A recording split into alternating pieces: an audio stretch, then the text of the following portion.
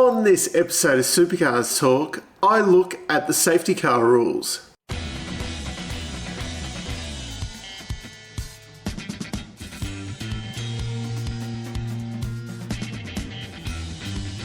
Long-time viewers of this channel have probably noticed I don't quite agree with the safety car rules. And during the week, Speed Cafe actually came out with an article about changing, or Supercars needs to look at the safety car rules. Now, I thought, good, you know, someone else with a proper opinion on all of this. It seemed to be a bit of a puff piece, possibly even buttering us up to test the waters towards that kind of, I think they call it like a zone 80 or something like that they do at Le Mans. Obviously Le Mans is a bit special because it is such a long circuit. There is so many cars.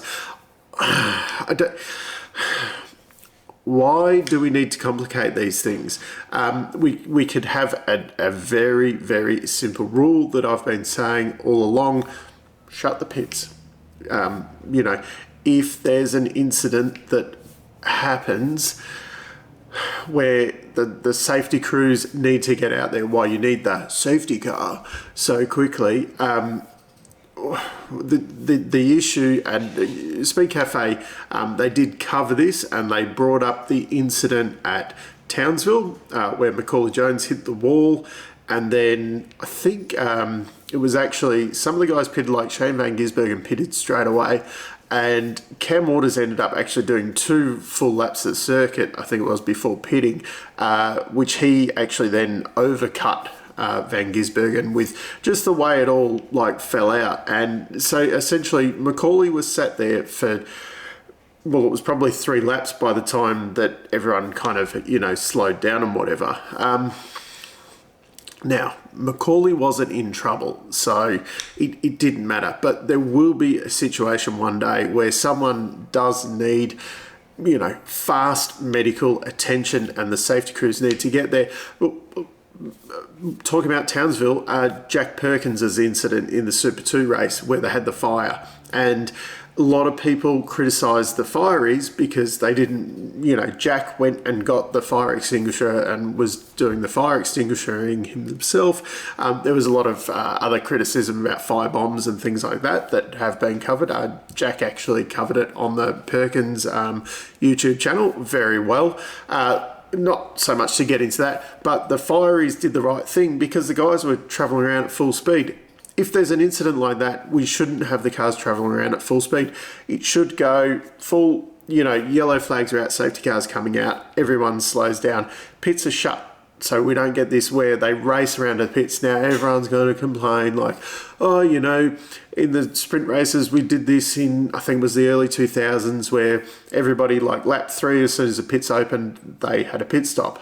Well, an easy way to stop this is, you know, fuel tanks cannot do the full distance of the race, so you can't just stop on lap 3.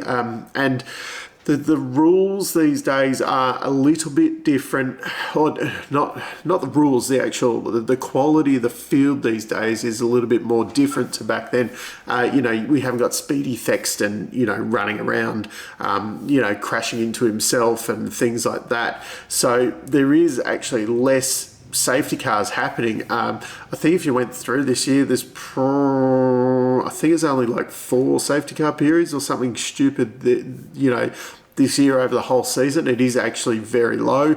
I think we actually had a few meetings where we didn't even see the safety car come out. The quality is there, so races are less and less likely to be affected by this, and there will be an incident. And this is, then they'll change the rules afterwards, but there will be an incident where someone is injured and they need to get there quickly, and they can't because the stupid rules are there where everyone can just, you know, fly around for lap after lap, and they don't have to slow down because where we're at with the stupid rules. So basically what I'm saying, I'm not going to do a puff piece on it where I try and please everyone and, you know, try and feel out where people's opinions are. I'm saying we should be shutting the pits as soon as there is an incident, and in a like, you know, you're in that pit stop window or whatever with Macaulay's one. another, IndyCar do some things quite well. Such a child. They some of their things they do very well, where they will, in a situation like that where they know someone's fine, but we do need to bring they need to bring equipment onto the track to get the car off the track. What they would basically do is tell everyone, hey, safety car's coming out. If you need to pit now. If not, you're not going to be able to enter the pits until a period. Like, I'm not saying that you cannot pit under safety car. What I'm saying is the pits are shut on the initial. Everyone lines up behind the safety car, and then they go bombing into the pits at some point once the whole field's and you can get your safety crew out there which that then brings another issue, because everyone's bombing into the pits together under the safety car.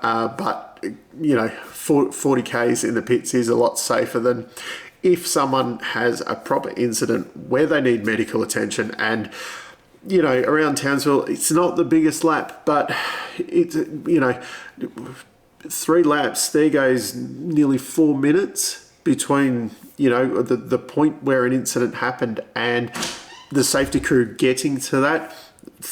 That's a very long time when we're talking about if someone is seriously injured. So I'm not going to sit on the fence like other people, in the media seem to be. This is something that needs to be changed. My opinion is this needs to be changed. Down in the comments, let me know what you think about this. I'm still Dave, and I'll catch you later.